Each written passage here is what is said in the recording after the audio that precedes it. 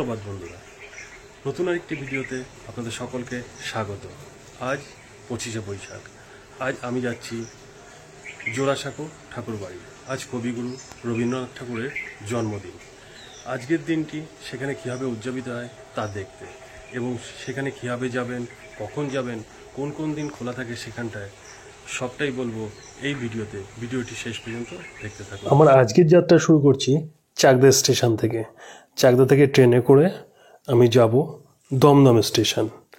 Dumdum station থেকে metro ধরে যেতে হবে Girish park. Girish park metro স্টেশনে নেমে সেখান থেকে 1 নম্বর গেট দিয়ে বেরিয়ে সোজা একদম সামনের দিকে এগিয়ে যেতে হবে। কিছুটা যাওয়ার পর এই গেটটি পড়বে। এই গেট থেকে ডান দিকে রাস্তা ধরে এই যে অ্যারো চিহ্ন দিয়ে সোজা হাঁটলেই চলে যাওয়া যাবে ঠাকুরবাড়িতে। মেট্রো স্টেশন থেকে এখানে হেঁটে আসতে সময় লাগলো 10 মিনিট। আজ 25শে বৈশাখ, কবিগুরুর জন্মদিন। সে কারণে আজ এখানে প্রবেশের জন্য কোনো এন্ট্রি ফি লাগছে না, সম্পূর্ণ ফ্রি। আমি ভেতরে প্রবেশ করেই এই যে কবিগুরুর মূর্তিতে সবাই মাল্যদান করছেন দেখে এবার যাব দোতলাতে যে মিউজিয়াম আছে সেটি দেখতে। চলুন এবার যাই দোতলাতে, গিয়ে দেখি মিউজিয়াম ঘুরে।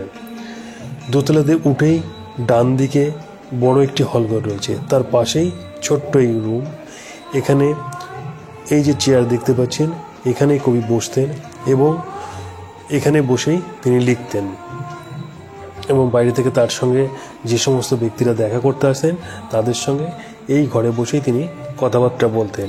এখানে কিছু কবিগুরুর ব্যবহার করা জিনিসপত্র রয়েছে। আর এই যে বড় হলঘরটি দেখতে পাচ্ছেন, এর চারপাশের দেওয়ালে রয়েছে বিভিন্ন ছবি। এখানে রয়েছে অবনীন্দ্রনাথ ঠাকুরের ব্যবহৃত লাঠি। তার পাশেই আছে এই যে এটা হচ্ছে পেপার কাটার, এবং এই যে পেনগুলো দেখছেন এটা অবনীন্দ্রনাথ ঠাকুরের ব্যবহৃত পেন। এছাড়া রয়েছে বাদ্যযন্ত্র, রয়েছে তুলি এবং অবনীন্দ্রনাথ ঠাকুরের তৈরি সেই কাটুম কুটুম। এই যে দেখতে পাচ্ছেন এগুলো কাটুম কুটুম। এছাড়া বিভিন্ন জিনিসপত্র ব্যবহার করা সেই জিনিসগুলো এখানে সংরক্ষিত রয়েছে জনসাধারণের দেখার জন্য। আর এটাও অবনীন্দ্রনাথ ঠাকুরের ব্যবহার করা জিনিসপত্র এখানে রয়েছে।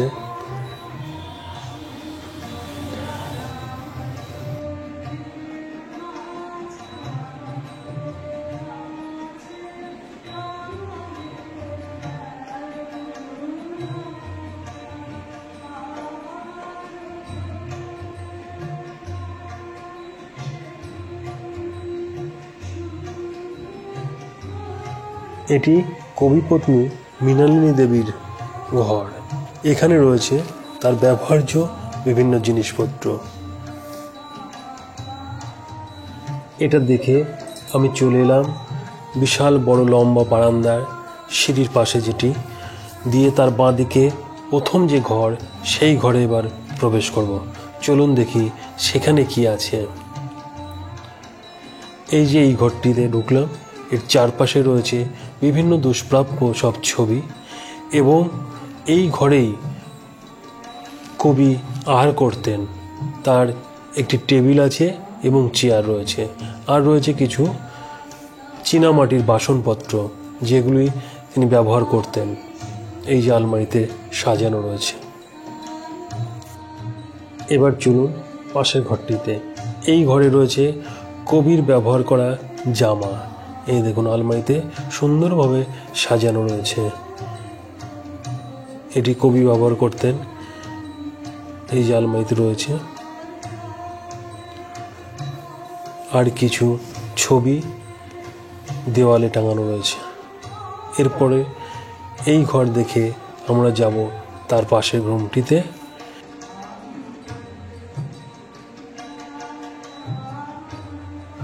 কবিগুরু এই ঘরেই থাকতেন। তার বিছানা সুন্দরভাবে সাজানো রয়েছে, আর বিছানার শেষে কবিগুরুর ছবিতে আজ সুন্দরভাবে সাজিয়ে মালা পরানো রয়েছে। কবি পদ্মা নদীতে যে বোটে করে ঘুরতেন সেই বোটেরই একটি রেপ্লিকা এখানে রয়েছে। ঘরের দুপাশে বিশাল লম্বা বারান্দা। এই যে রুমটি দেখতে পাচ্ছেন, এই রুমেই কবি শেষ নিঃশ্বাস ত্যাগ করেছিলেন। এই রুমটিকে সুন্দর করে ফুল দিয়ে সাজানো হয়েছে। আজ এই রুমের ভেতরে ঢুকতে দেওয়া হচ্ছে না, বাইরে থেকেই দেখে নিলাম। বারান্দায় রয়েছে অনেক ছবি, আর পাশেই রয়েছে একটু এগিয়ে গিয়ে ডান দিকের যে রুমটি, এই রুমটিতে রয়েছে গ্যালারি। বিভিন্ন ছবি এবং লেখা চার দেওয়ালে টাঙানো রয়েছে। দেখে নিন চারপাশটা।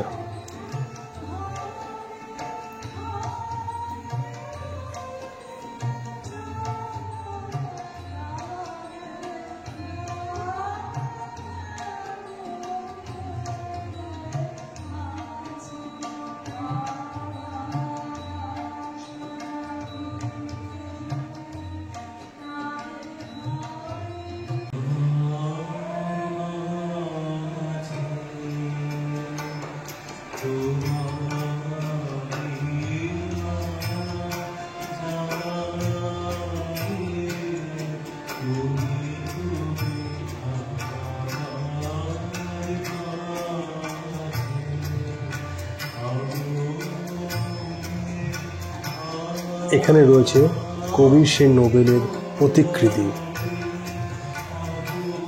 তার পাশেই রয়েছে কবির নোবেল প্রাপ্তির যে সার্টিফিকেট তার প্রতিলিপি।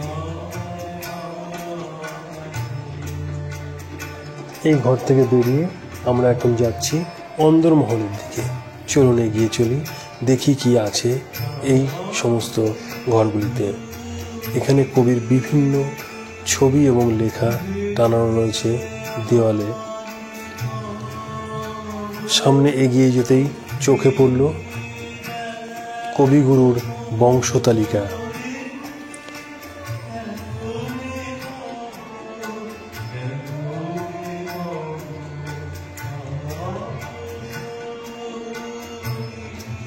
এই যে রুমটি দেখা যাচ্ছে, এটি এই ঠাকুর বাড়ির আতুর ঘর। এই ঘরে জন্মেছিলেন বিশ্বকবি রবীন্দ্রনাথ ঠাকুর। বিশাল বড় বাড়িটি আনাচে কানাচে ছড়িয়ে রয়েছে কবির স্মৃতি। চারদিকে অসংখ্য ঘর, তার কিছুটা আমরা ঘুরে দেখলাম। দেখে এবার আমরা বেরিয়ে যাব নিচের দিকে। বেরোতে গিয়ে একদম চলে গেলাম বাড়ির পিছন দিকটায়।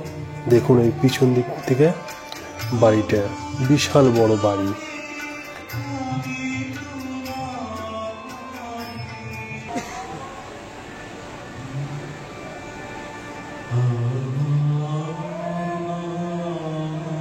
এবার যাই মহিষী ভবনে। ভেতরের দিকে চলুন, ঘুরে আসি। মাঝখানটিতে ফাঁকা উঠোন এবং একদিকে রয়েছে ঠাকুর দালান, আর চারপাশে দেখুন ঘর। আজ 25শে বৈশাখ উপলক্ষে এখানে অনুষ্ঠান হবে সন্ধ্যাবেলা। একদিক ঘুরে এখানে যে সঙ্গীতানুষ্ঠান হচ্ছে সেই অনুষ্ঠান কিছুটা শুনে আমরা বেরিয়ে এলাম ঠাকুর বাড়ি থেকে। এসে সামনে রাস্তার দুপাশে রয়েছে অসংখ্য মূর্তি তৈরির দোকান এবং শোরুম। সেখানে সমস্তই পাথরের মূর্তি তৈরি করা হচ্ছে। কিভাবে তৈরি হচ্ছে সেগুলো দেখার জন্য ভেতরে গেলাম।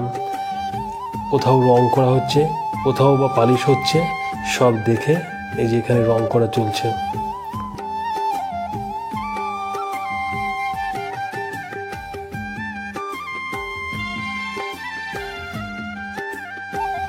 তবে যারা কবিগুরুর জন্মস্থান এই জোড়াসাঁকো ঠাকুর বাড়িতে আসতে চান, আমি বলবো আপনারা 25শে বৈশাখ অথবা 22শে শ্রাবণ আসুন। এই দুটি দিন এখানে বিভিন্ন অনুষ্ঠানের মাধ্যমে পালন করা হয়। সেই দিনটির সঙ্গে সঙ্গে আপনারা ঘুরে দেখতে পারবেন সমগ্র বাড়িটি সুন্দরভাবে। তবে একটু সকাল করে আসবেন। আর অন্যান্য দিন যদি আসতে চান, সোমবার বাদে সপ্তাহের সকল দিনই খোলা থাকে। এখানে সকাল 10:30 থেকে 4:30 পর্যন্ত। তবে এন্ট্রি ফি প্রাপ্তবয়স্কদের জন্য 20 টাকা, আর স্টুডেন্টদের জন্য 10 টাকা, আর ক্যামেরা চার্জ বা ছবি তোলার জন্য দিতে হবে 50 টাকা। এছাড়া সন্ধ্যাবেলা লাইট অ্যান্ড সাউন্ডের শো হয়, তার টিকিট মূল্য 50 টাকা। আমার আজকের ভিডিওটি আপনাদের কেমন লাগলো তা অবশ্যই কমেন্ট করে জানাবেন। যদি ভালো লেগে থাকে লাইক শেয়ার করতে ভুলবেন না। আর যারা আমার চ্যানেলটিকে প্রথমবার দেখছেন তারা অবশ্যই চ্যানেলটিকে সাবস্ক্রাইব করবেন। আর যারা আমার এই ভিডিও আমার ফেসবুক পেজ থেকে দেখছেন তারা অবশ্যই পেজটিকে ফলো করবেন। ভালো থাকবেন, সুস্থ থাকবেন। দেখা হবে পরবর্তী ভিডিওতে।